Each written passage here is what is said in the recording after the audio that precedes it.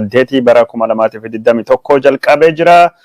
Gara lachuun inni warri nu daawwachaa jirtanii hedduu isin galateeffannaa qoqqooda facaasaa waliin nu gayaa jennaan. Facebook irratti akkamitti deemaa jira? Okay, Facebook irratti ammaan tan live jira. Yoo jidduun akka isaanii nu gurre tajaajili okay Facebook gubbaatti. Akki gaarii deemaa jira bakka lachuun jirra jechuudha. Oduu saatii kana kaardaa isin biraanii ga'uu deemna gara oduutti hin dabarreen durattu warra Minneapolis, Minnesota, St. Paul, Minnesota magaalota lakkuutii fi qarqara magaala lakkuu jiraattanii fi dhaamsi isinii qabna. Yeroo ammaan tanatti waldaan ogeeyyota fayyaa Oromoo kaa'idila addunyaa tallaallii dhukkuba koronaa vaayirasii kennaa jira. Nama guddaa fi akkasumas nama umriin 18 olii fi ijoollee xixiqqoo umriin isaanii 5 ol taati. Ijoollee umriin 5 olii haga 17 fi kennaa jira. Warri ijoollee keessanii tallaalii kennuu barbaadan ammaan tanirraa kaasee haga sa'aatii 4tti waldaan hawaasa Oromoo kan Minnesota tallaalii kennaa jira. Waldaa hawaasa Oromoo kan Minnesota tallaalii kennaa jira ammaan tan deema tallaalii fudhadha. Ijoollee umrii 5 haga 12 fi nama jechuun umriin isaa kan daangaa hin qabu ijoollee kennamaa jira. Tallaalii ijoollee ammaan tan argachuu rakkisa. Bakka hedduutti baallama dheeraa gaafata. Waldaa hawaasa Oromoo yoo deemtanii ammaan tana haga ammaan tana irraa kaasee sa'aatii 4 dhuftu kanaaf kennamaa jira. Tallaaliin bilisa baallama qabaachuun hin barbaachisu achumatti deemtanii galmooftanii tallaalii argattan jechuudha. Kanaafuu achi dhaqaa tallaalii argadhaa isiniin jechuu barbaanna. Waldaa hawaasa Oromoo kan Minnesota jiru. Waldaa hawaasa Oromoo kan Minnesota jiru. Tallaaliin kun jechuun baallama qabaachuun hin barbaachisu akkuma isinitti hime inshuraansii qabaachuun hin barbaachisu nama hundaafiyyuu banaadha yookaan bilisa achi deemtanii tallaalii argachuu dandeessanii yookaan tallaalii fudhachuu deemtanii dandeettan waan ta'eef akka achi dhaqxanii fudhattanii asumaan dhaamsa isinii dabarsuu barbaada. Guyyaan amma sa'aatiin amma waldaa hawaasa Oromoo kan Minnesota St. Paulitti argamu bakki tallaaliin kennamuuf itti kennamu achi waan ta'eef achi dhaqaa fudhadha. Okay, Facebookiin akka malisaa sagantaa kiyya live jechuun blog godha jira. Namni daawwachaa jirtanii argaa jirtanii share godhuu hin danda'ama. Share godhuu fi like godhuu hunda ittisa jiran fakkaata. Waa hundayyuu ittisa jiran fakkaata. Mee Facebook gubbaa rakkoon jira maal? I don't know. Waan Facebook hin dadhabne. Ayya karaa YouTube lamaan hin jirra. Facebookiin okay, your video has been blocked. Okay. And cannot be viewed by others. Okay, videoon ki block ta'ee jira namni biraa arguu hin danda'u. Facebook nama kanatti himee jira. Sagantaani Facebook uggura jira jechuudha. Waldaa hawaasa Oromoo Minnesota sa'aatii kanarraa kaasaa deemaa tallaalii argadha isiniin jecha amma gara oduu kenna ka hardhaa isin biraanii ga'uutu dabarraa. Waraanaan jalqabnaa waraanii Itoophiyaa kaabaa keessattuu gaggeeffamaa jiruun gareen mootummaatii fi humnoonni isa Tigraayitii fi waraanii bilisummaa Oromoo lachuu injifannoo argannee jirra jedhanii labsaa jiru. Akka odeeffannoon mootummaan Itoophiyaa kenne dubbatutti magaalaa Cifraatii fi Kaasagitaa magaalaa jedhaman lama humnoota ittisaa Tigraay irraa bilisoomsinee qabannee jirra jechuudhaani mootummaan Itoophiyaa ibsa baasee jira.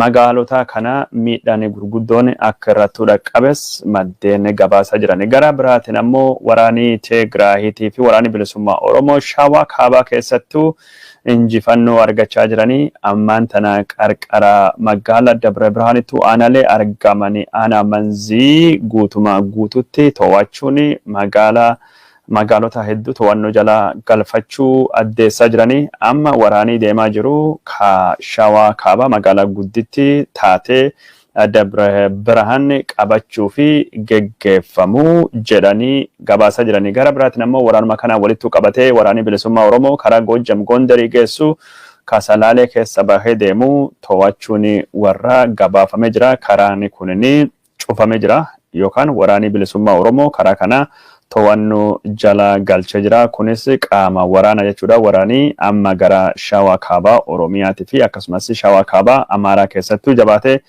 itti fufaa jira. Karaan kunin cufamuutu dubbatamaa jira. Oduu biraatini amma waraanni Tigraahii Dabra Birhaan irraa kiiloomeetirii 15 fagaate jechuun magaalaa karaa sadiini marsee jira jedhama. Gara biraatiin ammoo karaa Affaariitiin waraanii cimaan gaggeeffamaa jira. Affaarii karaa Awaashitiin achiin gara magaalaa jechuun Awaashii ka'ana Fantaallee keessatti argamtu achitti deemuu fi warri Tigraahii tattaafachaa jira jedhamaa jira. Waraanii hagammaan tana deemaa jiru kana fakkaata kunin kanumaan odoo jiru waraana walitti qabatee waraanii Eertiraa har'a Tigraahii weeraree seenee haleella guddaa magaalaa Aksuumii irratti dhaqqabsee uummatii nagayaa hedduun dhumatee jira jechuudhaani mootummaan naannoo Tigraahii ibsa baasee jira. Himatii mootummaa naannoo Tigraahii kunin qaama walabaatii fi bilisa tahanii mirkanaa'uu hin dandeenye. Oduma waraanatiin walitti qabatee mootummaan Itiyoophiyaatii fi milishoonni Amaaraa Suudaan irratti weerara kalee geggeessaniin yoo akkame xiqqaate waraana Suudaan namni 26 ijjeefamee jira jechuudhaani The Sudan Tribune maddeen oduu mootummaa Suudaan keessattuu maddeen waraana walitti dhiheenya qabanii ka Suudaan waabeffachuun gabaasee jira. Gara biraatiin ammoo mootummaan Suudaanii waraana isaa gara daangatti bobbaasaa akka jiru daangaa Itoophiyaatii fi Suudaan irratti geessaa akka jiru waldhabii kunin lafa qonnaa Alfashigaa jedhamu lafa bara darbe mootummaa Itoophiyaa irraa Suudaan deeffatte keessattuu akka tahee gabaafamee jira. Lafti kunin yeroo ammaan tana lafa qotamee midhaan facaafame waan taateef yeroo midhaan galfatan kanattu milishoonni Amaaraa lafa kana saamaa jiran. Jechuun lafa kan keessatti jeequmsa uumanii midhaan namni facaafatee saamuu barbaadan jechuudhaani mootummaan Suudaan akkasitti wal jazirattu himee jira. Rakkoon daangaa Itoophiyaatii fi Suudaanii kun akka hin hammanne biyyoonni adda addaa ammumaan tanaayyuu akeekkachiisa jiranii gara waraanatiin dubbiin jirtu kana fakkaata. Amma gara waraana irraa oduu biraattu deemna. Hidhamtoota siyaasaa Oromoo keessaa tokkini Kolonel Gammachuu Ayyaanaati. Kolonel Gammachuu Ayyaanaa daba tokko malee ji'a dheeraa fi hidhamee gadhiifame ammallee Hacaaluu Hundeessaa gaafa ajjeefameen duubatti mootummaan Abiy Ahmedii qabee mana hidhaa galchee waggaa tokkoo fi ji'a 6 ol hidhamee jira.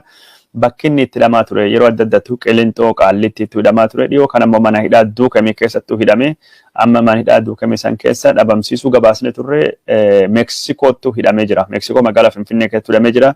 Sababii inni gara Meeksikootti dabarfamee fi hin beekamu haa ta'uuti malee Kolonel Gammachuu Ayyaanaa himatii irratti dhiyaate hundinuyyuu mani murtii fudhatamaa dhabsiisee jira. Sababni ragaan gahaa fi ragaa amansiisa mootummaan dhiyeeffachuu waan hin dandeenye fi himatii abbaa alangaa kufaa godhame akka warri gadhiifamu murtiin murtaa'ee haa ta'uuti malee mootummaan Abiy Ahmedii karaa poolisii isaatiin hidhamtoota siyaasaa kana gadhiisuu yookaan ammoo hiikuu didatee hagammaan tana hidheerra ta'aa jira. Maaliif Kolonel Gammachuu Ayyaanaa gara Meeksikootti akka fide mootummaan beekamullee baate himata haarawaa isirratti banuu deemuu danda'a jedhamee dubbatamaa jira. Himata haarawaa isirratti banuu danda'a jedhamee jira. Nama kanaan dura jechuun yeroo 2-3 mani murtii bilisaa baasee mootummaan Abiy Ahmedii gadhiifatee irra ta'aa jira. Ammallee jechuun mani murtii bilisa ka baase gadhiisuu hin barbaadu himata biraa irratti banuu fi qophaawaa jira jedhame. Bakki mani inni itti hidhame kunin bakki Meeksikoo kunin bakka jechuun hidhamtoonni yeroo gabaabaa turfamanii Jawaar Mohaammed Faalleen yeroo hidhamanii jalqaba achi turanii bakka jechuun abbaan alangaa qormaata godhatee achiin duuba hidhamtoota gara mana murtii geesse himata irratti bani jechuudha.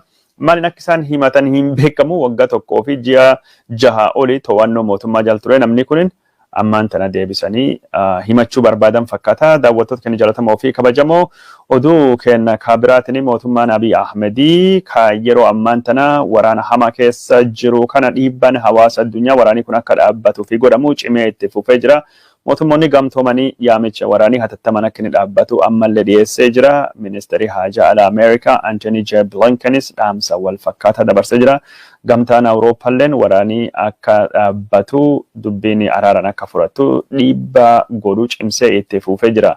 Oduu gara biraatiin ammoo mootummaan Abiy Ahmedii waggaa 2 duratti Noobeelii Nagayaa badhaafamee ture. Dhaabbanni Noobeelii Nagayaa Abiy Ahmedii badhaase ka biyya Swiidinii fi Noorweey jiru kunin Noobeelii Abiy Ahmedii kenne akka haqu yaamichi dhiyaachaa jira. Dhaabbanni kunin Noobeeliin Abiy Ahmedii kenname kunin kaayoo nagaa barbadame finfinni inumayyu Abiy Ahmedi biyya gara wal waraansa walii keessa galchee yeroo ammaan tana Eritrea daboo yaammate Tigray fi Oromiyaa keessattuu dhiiga nama hedduu dhangalaasaa jira waan taateef dhaabbanni Noobelii Nagayaa Abiyyi badhaase kun Noobelii akka irraa mulquu gaafatamaa jira. Dhaabbanni Noobelii Nagayaa namaa kennu kun haga Noobelii kennu jalqabe waggoota 100 oli umrii qabaatullee takka Noobelii namaa fi kenne irraa fuudhee hin beeku. Abiy Ahmed irraa yookaan mulqu taate nama jalqaba Noobelii Nagayaa argate irraa dhaabbatuma kanaan fuudhame tahuu akka deemutu dubbatamaa jira. Dhaabbanni kun kanaan dura Noobelii takka nama irraa fuunee hin beeknu Abiy Ahmed illee irraa fuudhuu fi fedhii hin qabnu jedhee ji'a 8-9 duratti ibsi baasee jira. Ammaan tana Abiy Ahmed dirree waraana duula deemee jira. Muummee ministeera ittaanaa fi aangoo dabarsee jira. Waan jedhu ibsa eegii baaseen dubattu yaamichi Noobeliin Nagayaa Abiy Ahmed irraa haa fuudhamu jedhu cimee jabaatee itti fufaa akka jirutti dubbatama. Oduu araaratiin walitti qabatee mootummaan Turkii ka Abiy Ahmed diroonii dhiyeessuudhaan gargaaraa jiru lammiilee isaa Itoophiyaa irraa baafachuu qofa miti. Turkiin investment Itoophiyaa wajjin gootu akka dhaabdee jirtu dubbattee jirti. Gara biraatiin ammoo waraanni Itoophiyaa keessattuu geggeeffamaa jiru keessattuu ka Suudaanii wajjin walitti bu'iinsa daangaa uumuu dandayu akka karaa nagayaatiin dhumatu Turkiin waan dandeette hundayyuu ni gooti jechuudhaan mootummaan Turkii ibsa baasee jira. Mootummaan Turkii haalii ammaan tana deemaa jiru kan nagayaa Itoophiyaa guddoo akka yaaddessa ta'e dubbatee jira. Gara biraatiin ammoo haalii waraana Itoophiyaa keessatti deemaa jiru hammaachuun walitti qabatee biyyattii Faransaay borirraa kaastee lammiilee isii Itoophiyaa keessa baasuu akka deemtu dubbatamee jira. Faransaay xayyaara addaa erguudhaan lammiilee Faransaaytii fi biyyoota mechuu Faransaay ta'anii Itoophiyaa keessa baasuu akka deemtutu dubbatama. Faransaay teessoo waraanaa guddaa biyya ollaa Itoophiyaa kan taate Jabuutii keessa qabdi. Gara biraatiin mootummaan Ameerikaa waraana isaa gara Jibuutiitu ka ergee ammallee qophiidhaan akka jiran dubbatee jira. Mootummaan Ameerikaa waraanii isaa yoo haalii Itoophiyaa keessa hammaatee Itoophiyaatti erguudhaanii lammiilee isaa kabalaa keessa seenan dhaqqabuu fi dandamachuu fi akka carraaquu dubbatee jira.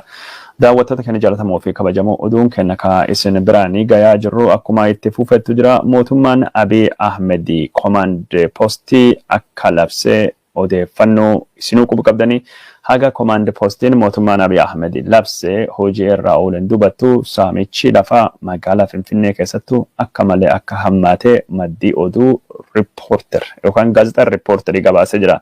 Saamichi kana nu yeroo dheeraa gabaasaa turre. Saamichi kunis ka dhufe warra Amaaraa irraa maqaa adda addaatiin maqaa investeriitiin maqaa nagaa eeguutiin dhufeen akka ta'ellee eeramee jira. Finfinnee keessatti yeroo ammaan tanattu saamichi lafaa guddoo akka hammaatee ka dubbatamee jiru. Daawwattoota keenya jaallatamoo fi kabajamoo amma gara oduu waraanatti deebinee oduu tokko lama ka warra duula irratti hirmaachaa jiruu fi wantoota jedhaman isin biraanii gayuu deemna. Oduun jalqaba ka isin biraanii gayuu deemnu mootummaan Abiy Ahmed waraana geggeessaa jiru kan keessattuu yeroo ammaan tana warra aktivistoota Amaaraa gariin isaanii shira warra manhidhaattu geggeessaa jiru wajjin ka walitti qabate wajjin fayyadamaa duula geggeessaa jira. Namni tokkini ka hidhamtoota siyaasaa Oromoo gubbaatti shira geggeeffamaa jirullee hogganuun beekame Taammanyi Bayyanee nama jedhamu. Taammanyi Bayyanee warra Jawaar fa'aa buuchisiisuu fi yookaan ammoo Jawaar fa'aa irratti miidhaa dhaqqabsuu fi dhiyoo kana gara manhidhaa deeman nama hogganu ture. Namticha Ismail Alem jedhamu ka tika naannoo Amaaraa ka mana hidhaa Qaallitti bakka Jawaar fa'aatii jiran halkan seenee Noovembarii 18 shira adda addaa xaxuu fi Jawaar fa'aa irratti karoorfate san Taammanyi Bayyaneetu erge. Taammanyi Bayyanee kun yeroo ammaan tana lammii Ameerikaallee tahee odoo jiru qawwee hidhatee qawwee qabatee miseensa Minilik Birged waraana jedhamu waraana naannoo Amaaraatti dabalamuudhaanii waraana warra Tigraay irratti woboo irratti geggeessaa jiranii keessattuu hirmaachaa jira. Taammanyi Bayyanee kun waan inni dirree waraana irratti bakka inni dubbate isin dhageessifnu. እኛም አለን አይዟችሁ እዚህ ድረስ የመጣነው እኔ ታማኝ በየነ እባላለሁ የመጣሁት ከአሜሪካ ነው እዛ ሆኜ አይደለም የምጮኸው ከዚህ ነበልባል ሰራዊት ጋር የሚሰማኝ አሁን ብርድ ሳይሆን ሙቀት ነው። አሁን የሚሰማኝ ጀግንነት ነው። እናንተን ይዘን እዚህ የማየው ሰራዊት ፊታችሁ ላይ የማየው ቁጣ የማየው ኢትዮጵያዊነት ስማችሁን አላውቀውም፣ ብሔራችሁን አላውቀውም፣ ግን የተባበረ ኢትዮጵያ ድምፅና ጉልበት ያለው ህወሓት አንድ ብቻውን ይህ የብሔረሰብ ስብጥር አንድ ላይ ሆኖ ኢትዮጵያዊ ሆኖ ሲገጥመው ያቃስታል ማለት ነው። ከዚህ በኋላ ጣርማ በር ሳይሆን ቤታችን፣ ፊታችን፣ ትግላችን ወደ መቀሌ መዞር አለበት። ህወሓትን እንወቅተዋለን። የተነሳንበት ዓላማ እኩልነት፣ አንድነት፣ ኢትዮጵያዊነት ነው። እነሱ እየጠየቁን ያሉት የበላይነት፣ መርገጥ፣ ማሰር፣ መግረፍ፣ መዝረፍ ነው ብለዋል። ምርጫው የኛ ነው። በህብረት በአንድነት ቆመን ይህን ጁንታ ታግለን የኢትዮጵያን ትንሣኤ ማብሰር አለብን። አብረን እንቁም። እንግዲህ ይሰማችኋል አላችሁ ወረፊት ወረኋላ ወረፊት ወረኋላ እናሸንፋለን።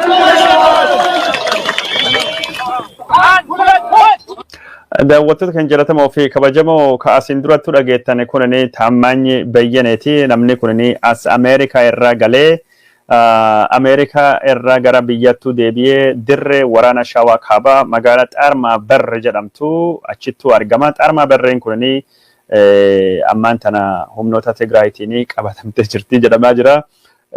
Gara Shawaa Kaabaatti warra Tigraay durattu deemaa jira. Gara Affariitiin ammoo duubattu deebi'aa jiranii. Yeroo hedduu karaa Affariitiin duubattu deebi'anii turanii. Kanaan durallee magaalaa Cifraatii fi magaalaa Burqaa akkasumallee Kasagitaa qabatanii duubattu deebi'u. Kanaan dura gabaasne turre ammallee duubattu deebi'aa jiranii. Garaan ammoo durattu deemaa jiranii. Taammaany Bayyanee kalee achittuu argame warra Tigraay daaraa goonaa daakuu goonaa akka mooyyettuu naqnee tumnaa jedhee sabaa fi sablammiin kaya warri tokkoon hundinuyyuu warri kana barbadeessuu qabna, balleessuu qabna dhaamsa jedhu dhaamee jira. Taammaany Bayyanee kanaan walittuu qabatee wanni inni dubbachaa ture, wanni inni haasawaa ture hedduun isaa nama hedduu biratti jechuun mamii hedduu kaasee jira. እዛውኛ አይደለም የምጮኸውን ከዚህ ነበራ ወረዲ ወረራ ወረዲ ወረራ ወረዲ ወረራ ወረዲ ወረራ ወረዲ ወረራ ወረዲ ወረራ ወረዲ ወረራ ወረዲ ወረራ ወረዲ ወረራ ወረዲ ወረራ ወረዲ ወረራ ወረዲ እኔ Taammaany Bayyanee akkas azmaari ani akkas namni godhaa jira. Azmaartichi amma duulaa jirra ni balleessina warra kana ni barbadeessina ergamtoota warra wajjinii jedhe dubbatee jira. Taammaany Bayyanee gara waraanatti duuluu qofaa miti. Haasaa inni haasa'e keessattuu haasaa jibbeensa, haasaa hammeenya hedduu jira. Dirree waraanatti dhufaa hin jiru. Dirree waraana odoo hin taane dirree yuutuubii irraa akki gaarii odeeffannoo dabarsaa jira. Kalee Xaarmaa Barre jedhee bakka waraana ka deemaa ture. Har'allee guyyaa dheengaddallachuu dabarsaa jira. Yuutuubiitu fayyadamee dubbii jibbeensaa, dubbii hammeenyaa akka malee achi dabarsaa waan jiruufi yuutuubii isaa kanaanii duulii hammeenyaa kan inni geggeessu kunini akka hin milkoofne irratti hojjechuu qabnaa jechaa jiranii. Taammaany Bayyanee inni kunoo kana yoo isin argitan footoo kan isin agarsiisa. Taammaany Bayyanee argaa jirtanii kun inni footoo isaati. Waraana naannoo Amaaraa kan inni dabalamee kunoo kana Minilik Birgedi jedhama. Minilik Birgedi waraana Minilik kanatu dabalamee nama gos kanaati ka ammaan tana duula kana hirmaachaa jiru. Nama gos kanaati hidhamtoota siyaasaa Jawaar Mohammadii faa ejjeesisuu fi yookaan ammoo buchisisuu fi namni duula hidhamtoota siyaasaa gubbaatti yeroo ammaan tana geggeessaa jiru nama kana. Namni duula ammaan tana geggeessaa jiru nama kana. Namni kun akka malee nama sodaachisaati. Balaa hedduutu jira. Oromoon nama kanarraa ufeeguu qabaa jedhamee dubbatamaa jira. Yeroo ammaan tana duula hidhamtoota siyaasaa kana jechuun miidhaa irratti dhaqqabsu duula hidhamtoota siyaasaa Oromoo irratti jechuun xiyyeeffatee ka hoogganaa jiru Taammaany Bayyanee kana. Taammaany Bayyanee akkuma isin argaa jirtan kunini farra Oromooti. Taammaany Bayyanee kunini akkuma isin argaa jirtanii miseensa Birgedii Minilikiiti kan naannoo Amaaraa warra olaantummaa Minilikii deebisnaa waraani kunini waraana qulqullu jedhu haala gos kanaatini waraani kun gaggeeffamaa jira waraana ammaan tana gaggeeffamaa jiru taammanyi bayyanati miti warra birallee kaisin agarsiifnuttu jira waraani qulqullu mitiyyu namtichi kana gara dubattu kunin beeytanii isin hedduun keessanii andargaachoo Tsiggeeti andargaachoo Tsiggee innis yaamichanii dhiyeessattu jira andargaachoo Tsiggee jechuun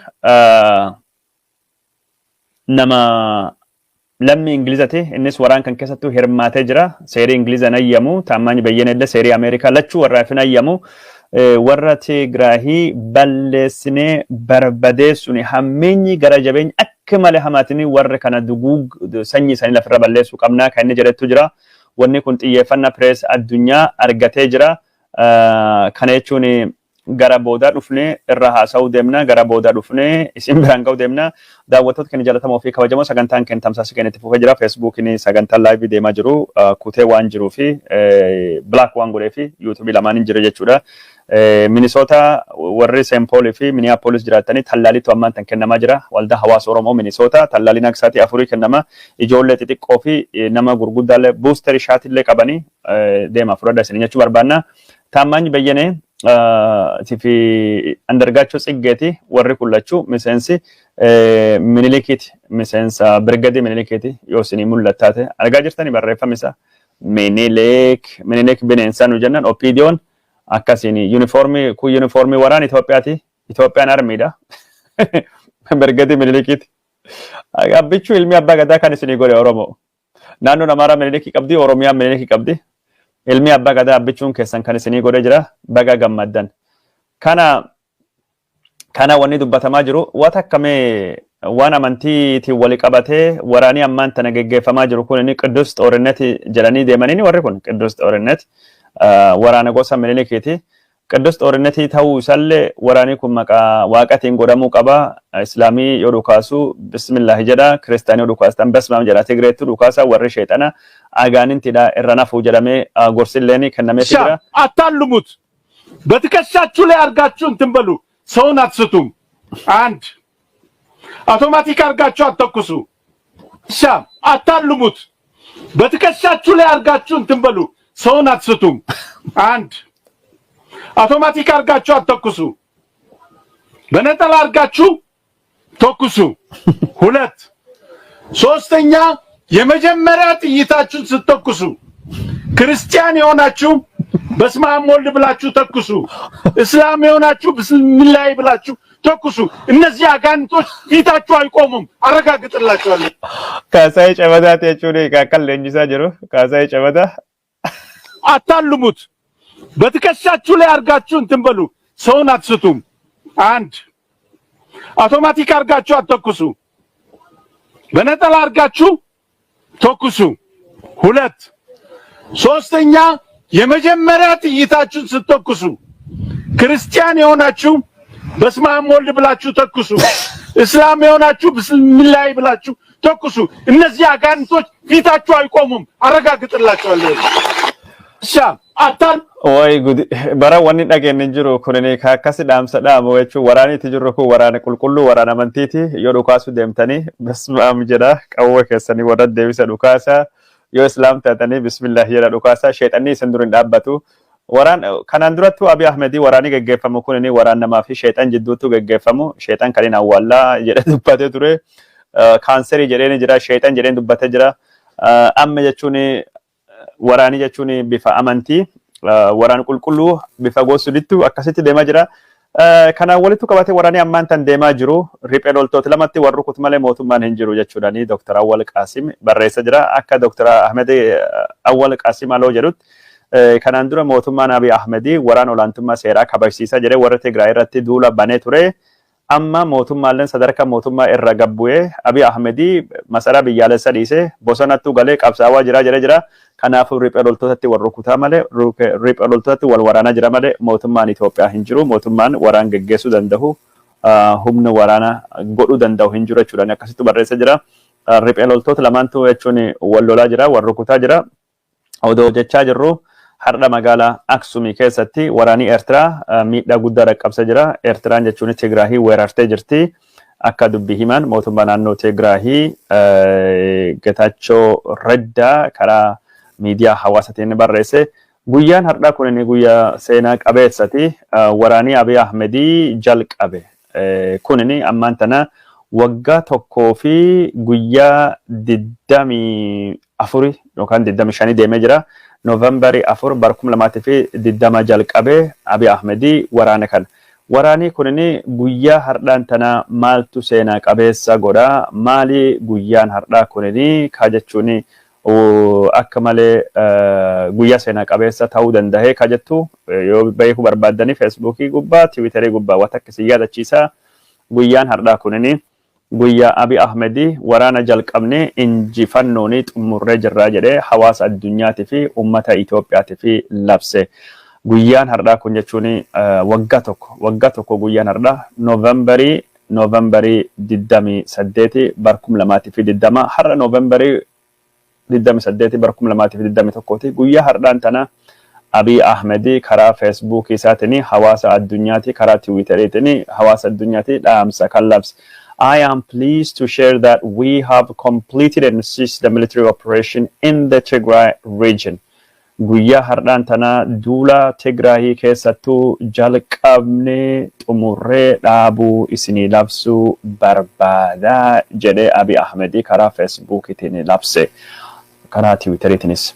Our focus now will be on rebuilding the region and providing humanitarian assistance while federal police apprehend the TPLF clique.